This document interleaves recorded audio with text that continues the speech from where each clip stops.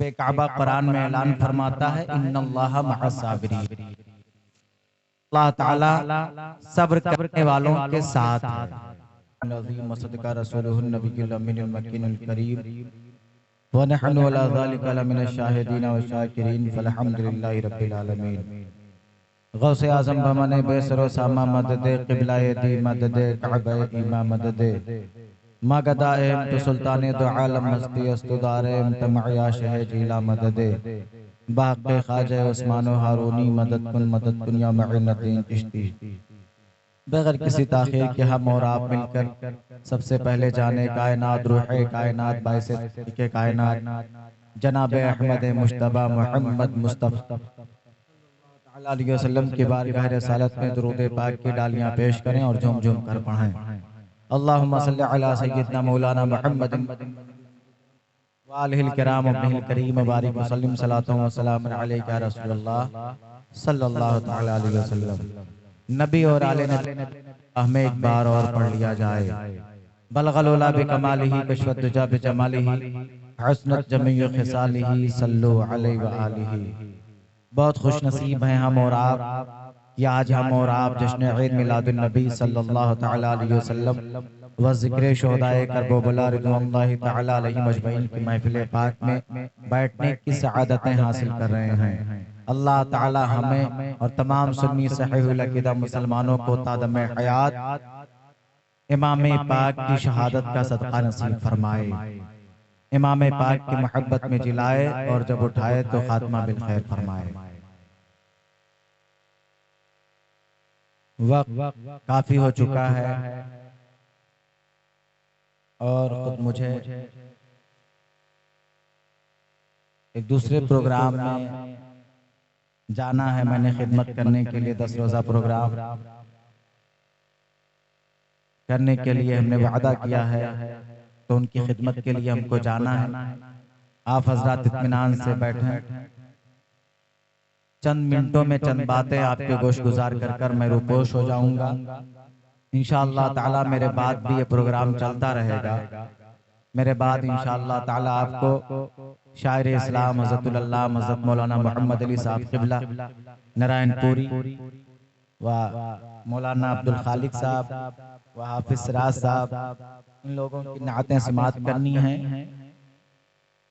और एक अजीम हस्ती जिसे दुनिया हज़रतुल अल्लामा हज़रत अल्लामा मौलाना मोहम्मद फैजुल्लाह साहब क़िबला फैज़ी के नाम से जानती है।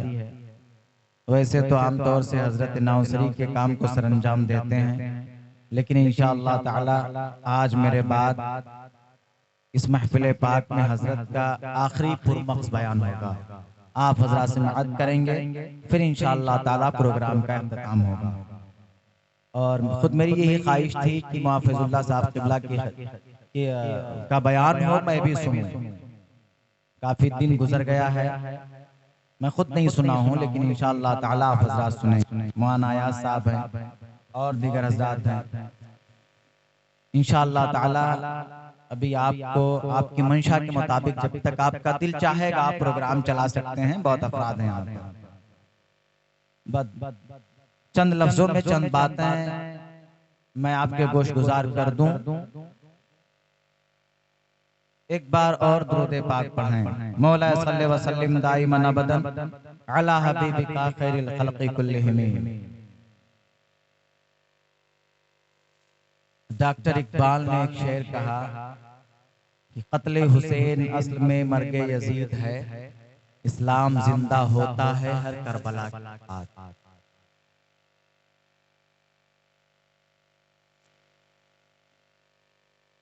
मैंने आते तैयबा पढ़ी, बेकाबा कुरान में ऐलान फरमाता है इन्नल्लाह मअस-साबिरीन। अल्लाह ताला सब्र करने वालों के साथ है। सब्र के कई अक़साम हैं। अगर सब्र के हवाले से गुफ्तगू की जाए तो ये अलग मज़मून और अलग मैटर है। खुले लफ्ज़ों में आप यूं समझें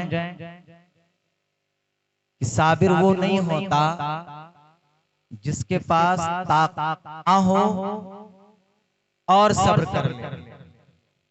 साबिर हकीकत में वो होता है जो पावर में हो, डिफेंस की सलाहियत उसमें हो, उसके बावजूद वो सब्र कर ले तो वही साबिर कहलाता है। हकीकत में साबिर वही है। और इसी साबिर के बारे में अल्लाह ताला कुरान में ऐलान फरमाता है कि इन्नल्लाह मअ साबिरीन, कि बेशक अल्लाह ताला सब्र करने वालों के साथ है। मिसाल के तौर पर आप समझें, आपका एक भाई है जो आपसे माल में कम है, आपसे दौलत में कम है, आपसे इख्तिदार में कम है, आपसे पोजीशन और अफराद में कम है, आपकी उससे लड़ाई हुई और उसने इसकी वजह से आपका मुकाबला ना किया, आपके अफेंस में वो ना खड़ा हुआ कि अगर मैं इनसे मुकाबला करूंगा, इनसे लड़ाई करूंगा तो ना मेरे पास पैसे हैं, ना मेरे पास ताकत है, ना मेरे पास अफराद है, ना मेरे पास पावर है, तो हम इनसे हेज हो जाएंगे। तो इस खौफ की वजह से वो सब्र कर कर अपने घर पर बैठ गया। आपकी गालियां भी सुना और कुछ ना कहा, आपकी बातों को सुना, लानतेन को सुना और अपने बच्चों को कहा कि कुछ मत कहिए। तो ये भी सब्र का एक दर्जा है, लेकिन ये वो सब्र नहीं जो सब्र अल्लाह ताला ऐलान फरमाता है। हकीकत में ये वो वाला सब्र नहीं जिसका तज़किरा कुरान किया करता है, बल्कि सब्र तो वो है कि आपका भाई जो पावर में ना था, इख्तिदार में ना था, पोजीशन में ना था, बल्कि आप इख्तिदार में थे और आपके मद्दे मुकाबिल वो खड़ा हो गया। सब कुछ होने के बावजूद भी आपने सब्र किया और उसको कुछ ना कहा। तो सब कुछ होते हुए अगर आपने डिफेंस में ना खड़ा हुए, कुछ ना कहे, तो सच्चे साबिर आप हुए, हक वाले साबिर आप हुए। फिर इसी साबिर के बारे में अल्लाह ताला कुरान में ऐलान फरमाता है इन्नल्लाह मअ साबिरीन, कि बेशक सब्र करने वालों के साथ अल्लाह। अब देखें, अब करबला का मंजर अपनी नजरों के सामने आप रखें, आपको खुद पता चल जाएगा कि साबिर कौन था और सब्र किसने किया। आप देखें, तारीख़े करबला, दुनिया में बहुत सारी जंगें हुई हैं। आप अगर हिस्ट्री का मुताला करें, अगर आप तारीख का मुताला करें, तो आज भी हिस्ट्री पर लिखी हुई किताबें और चैप्टर लाइब्रेरियों के रैक में सीना फाड़कर अपने दिल को चीर कर आवाजें देती हैं। क्या हिस्ट्री पढ़ने वालों, तारीखें मुरत्तब करने वालों, जरा मेरी तारीख भी पढ़ो। चाहे वो हिंदुस्तान की तारीख हो, चाहे वो पाकिस्तान की तारीख हो, चाहे वो यूरोप की तारीख हो, चाहे वो एशिया की तारीख हो, चाहे वो बर्रे सगीर की तारीख हो, चाहे वो बर्रे आजम की तारीख हो, चाहे वो आदम की तारीख हो, चाहे वो ईसा मूसा नूरुल्लाह नबीउल्लाह की तारीख हो, चाहे वो औलिया अल्लाह की तारीख हो, गौस कुतुब अब्दाल की तारीख हो, डॉक्टर इंजीनियर फिलॉसफी की तारीख हो, जितनी भी तारीखों का आप मुताला करेंगे, सारी तारीखों को एक पल्ले पर रखा जाए और तारीख इस्लाम को दूसरे पल्ले पर रखा जाए, तो दुनिया की कोई भी तारीख और हिस्ट्री करबला की हिस्ट्री और तारीख से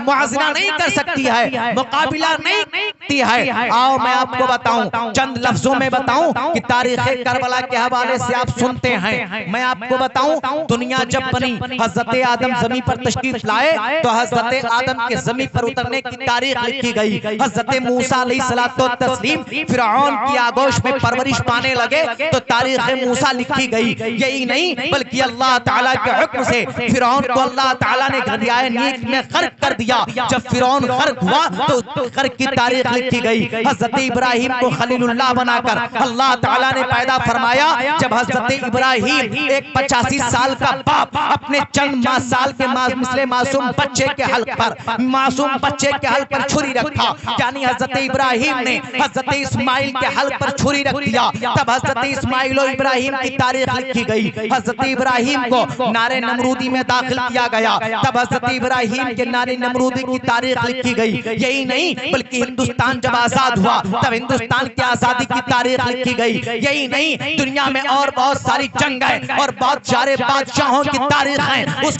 मुरत्तब की गई जब वो अमल में आई। लेकिन जब मैंने तारीख़ करबला का मुताला किया तब मैंने देखा देखा कि ये तो तारीख सबसे अलग है। तारीख करबला सन 61 हिजरी में मुरतब हुई और सन 2 हिजरी में नबी की गोद में मुस्तफा का लाल खेल रहा था और तारीख करबला की हिस्ट्री बयान की जा रही थी। मेरे आका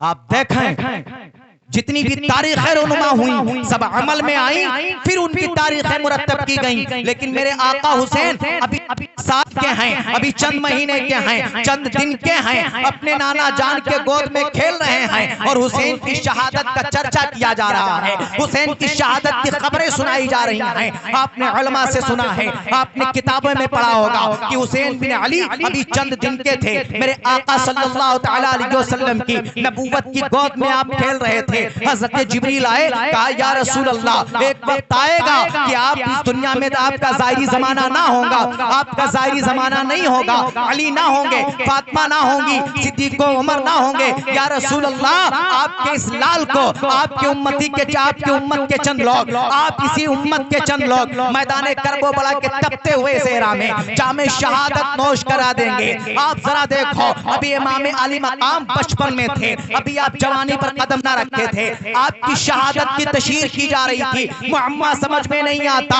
ऐ रब्बे काबा आखिर इस कदर इमाम अली मकाम की शहादत की तशहीर क्यों हो रही थी, आखिर इस कदर इमाम अली मकाम का चर्चा क्यों हो रहा था। तो सुनो मैं आपको बताऊं, जहां पर इमाम अली मकाम की शहादत की बात चली है तो एक नुक्ता आपके सामने बयान कर दूं, आप खुद समझ जाएंगे कि इमाम अली मकाम का मर्तबा क्या है और करबला की हकीकत क्या है। आज लोग कहते हैं कि करबला में इमाम पाक शहीद कर दिए गए, बेशक इमाम पाक शहीद किए गए हैं, लेकिन शहादत इमाम हुसैन सिर्फ इमाम हुसैन की शहादत न थी। आओ देखो, मैं आपको बताना चाहता हूं, अल्लाह रब्बुल इज्जत ने हम सबके आका को दुनिया की तमाम खूबियां देकर इस दुनिया में महफूज फरमाया था। दुनिया की कोई खूबी नहीं, दुनिया का कोई कमाल नहीं जो मुस्तफा जाने रहमत में ना हो। लेकिन आपको मैं बताऊं, उलमा बयान फरमाते हैं, तारीख बताती है कि मेरे आका के हयात तैयबा में मेरे आका की जात से, मेरे आका सल्लल्लाहु तआला अलैहि वसल्लम से शहादत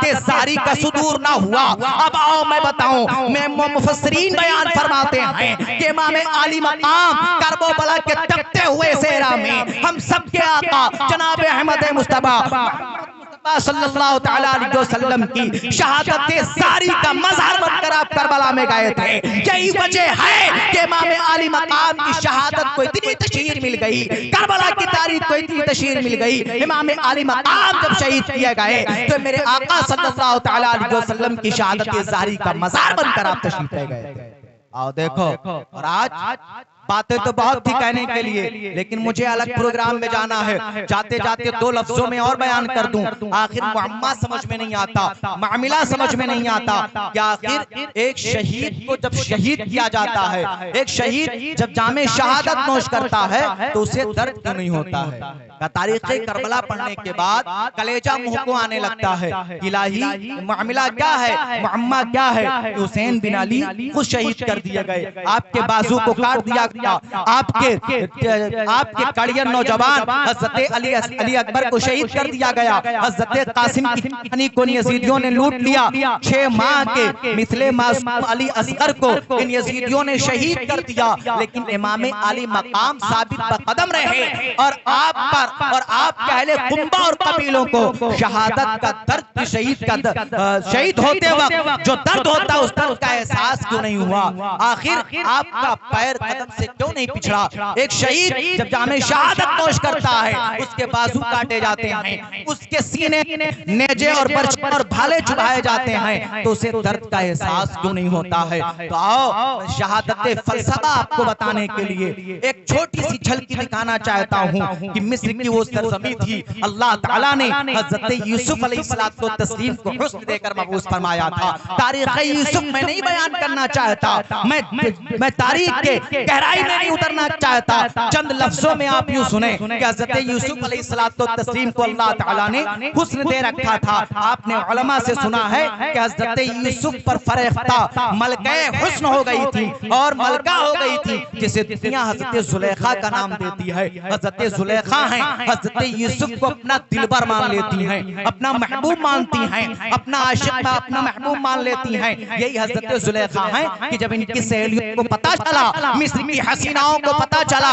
कि जुलेखा ने यूसुफ को अपना दिलबर अपना महबूब मान लिया है, तो मिस्र की सहेलियों ने, मिस्र की शहजादियों दोशीज़ाओं ने हज़रत जुलेखा को ताना देना शुरू कर दिया, लान तान करना शुरू कर दिया। क्या है जुलेखा, तुमने कैसे को अपना महबूब माना है, कैसे को अपना दिलबर माना है, कैसे को अपना दिल दे दिया है। तो हज़रत जुलेखा ने कहा, अगर तुम्हें यूसुफ समझ में नहीं आता है तो सुनो, मैं ये चाहती हूँ कि मेरे यूसुफ के चेहरे की तुम एक बार दीदार करो और उसके अपनी नजरों को भर कर तुम यूसुफ के चेहरे को देखो तो सही और मेरे एक वादे को पूरा करो। अल्लाह अल्लाह, जरा गौर करें किस कदर अल्लाह ताला ने हज़रत यूसुफ को हुस्न जमाल दे रखा था। इस चीज से आप हज़रत यूसुफ के हुस्न जमाल का अंदाजा आप लगा सकते हैं। हज़रत यूसुफ अलैहिस्सलातु तस्लीम की ज़ाते बाबरकात है। हज़रत यूसुफ अलैहिस्सलातु तस्लीम को हज़रत जुलेखा ने दावत नज़ारा पेश कर दिया। कहा, ऐ मेरे महबूब, मेरे दिल पर मैं ये चाहती हूँ कि मिस्र की हसीनाएं बैठी हों और उनके दरमियान से आपका गुजर हो जाए।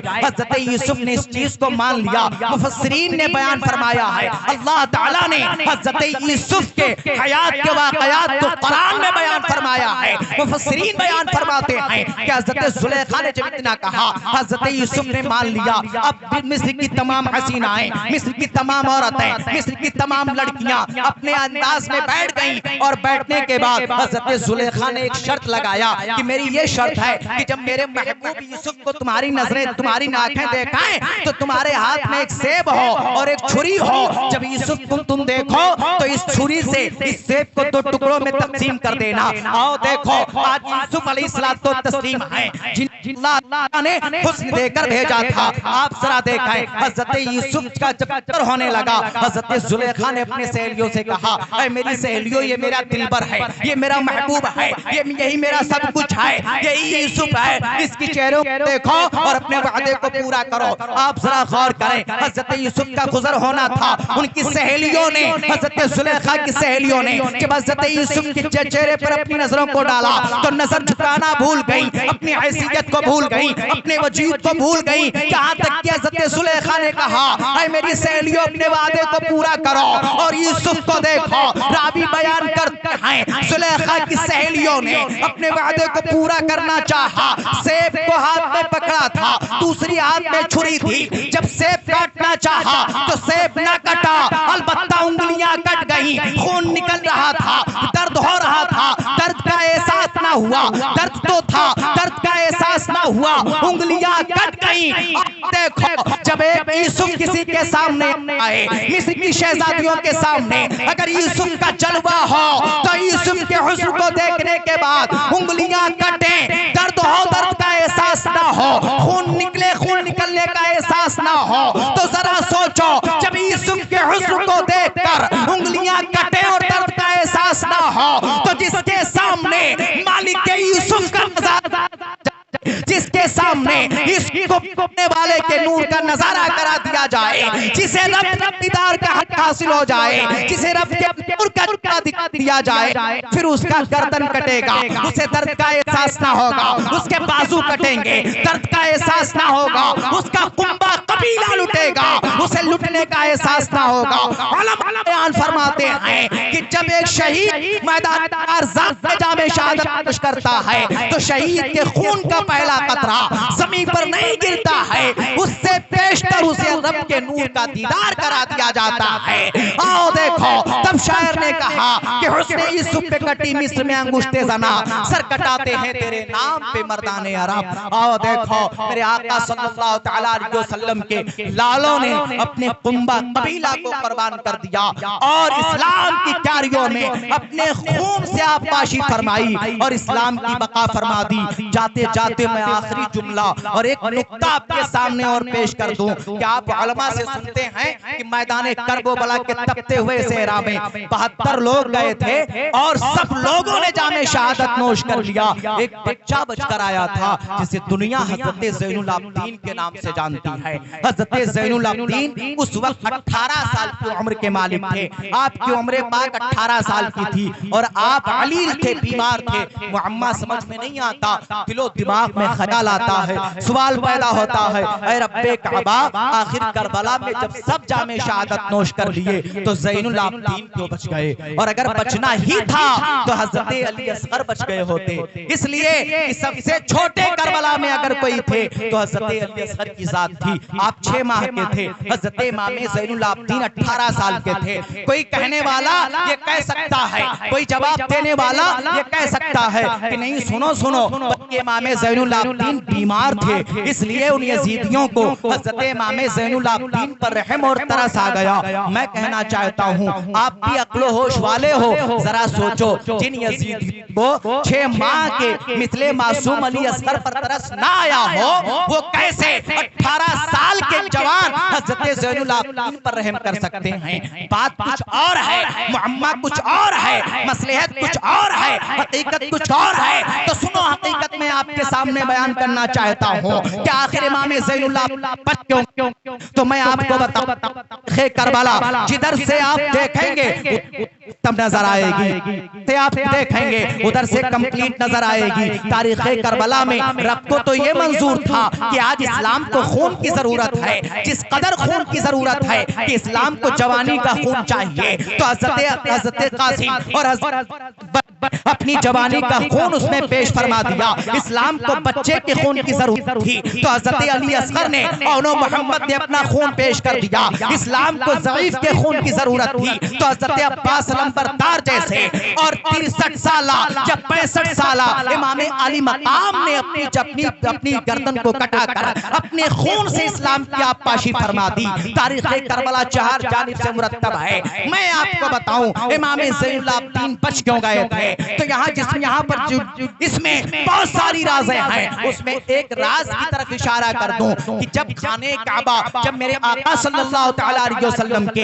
अत्ते आला हजरत इब्राहीम और इस्माइल मिलकर, हजरत हाजरा मिलकर, ये 3 अफराद मिलकर तूफान नूह के बाद खाने काबा की तामीर कर रहे थे। आपने उलमा से सुना है कि हजरत इब्राहीम और इस्माइल ने तजदीदे काबा किया है, काबा बनाया था। अब सुनो, मेरे आका के जद्दे आला हैं हजरत इब्राहीम और इस्माइल, दोनों लोग काबा बना रहे थे। जब काबा की चुनाई से फारिग हुए तो हजरत इब्राहीम से रब्बे काबा ने कहा, इब्राहीम आवाज लगाओ, काबा की तरफ लोगों को बुलाओ, आओ देखो मैं एक नुक्ता बयान कर दूं और अपनी जगह ले लूं। हजरत इब्राहीम बयान करते हैं कि अल्लाह ताला ने मुझसे कहा, इब्राहीम आज जो मांगोगे तेरा रब तुझे अता कर देगा। तुमने काबा बनाई है, अल्लाहु अकबर। हजरत इब्राहीम ने जाओ हशमत नहीं मांगा, हजरत इब्राहीम ने सल्तनत तख्तो ताज नहीं मांगा, बल्कि हजरत इब्राहीम एक पत्थर पर खड़े हो गए और पत्थर पर खड़े होने के बाद बारगाह खुदावंदियत में दुआ फरमाने लगे, ऐ रब्बे काबा,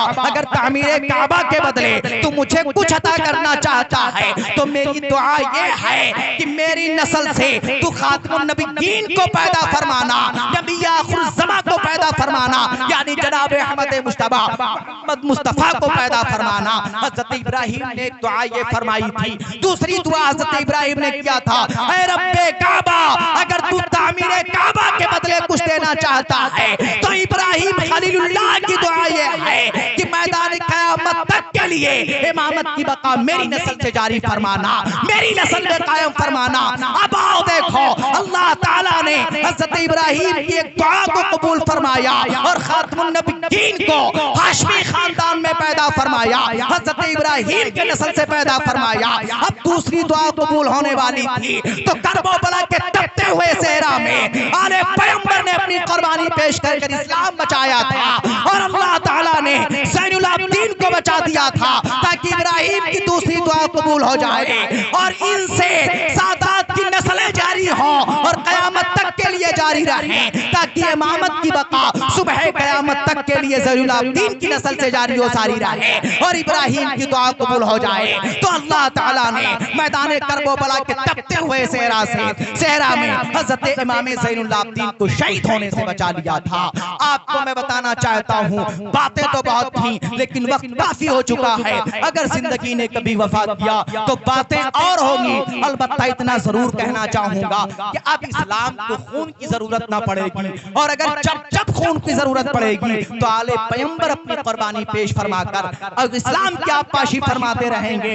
आज हमसे खून नहीं मांगा जा रहा है, फकत किरदार हुसैन पर अमल मांगा जा रहा है, वफादार हुसैन बनने के लिए कहा जा रहा है। हम कुछ नहीं कर सकते तो इतना तो करें कि हज़रत इमाम हुसैन के उसवे हसना पर अमल करने की कोशिशें करें, नबी की साथ पर अमल करने की कोशिशें करें, नबी के फरमान के मुताबिक जिंदगी गुजारने की कोशिशें करें। अगर हमने ऐसा किया तो वो जमाने में मुअज्जज थे मुसलमान होकर, आज हम खार हुए तारीख कुरान होकर। जब तक लोगों का अमल हुसैन बिन अली के फरमान के मुताबिक रहा तो सल्तनतें उनके कदमों में थी। जब हम उनके अमाल से फिर गए, उनके किरदार से फिर गए, उनके गुफ्तार से फिर गए, तो लोग हमारी इज्जत व आबरू के साथ हमारी हर चीज पर हमलावर होने लगे। तब डॉक्टर इकबाल ने कहा था, कमाती हमने जो असलाफ से मीरास पाई थी, सुरैया से जमीन पर आसमां ने हमको दे मारा। तुझे उस कौम ने पाला था गोशे मोहब्बत में, कुचल डाला था जिसने पाँव में ताजे सरेदारा।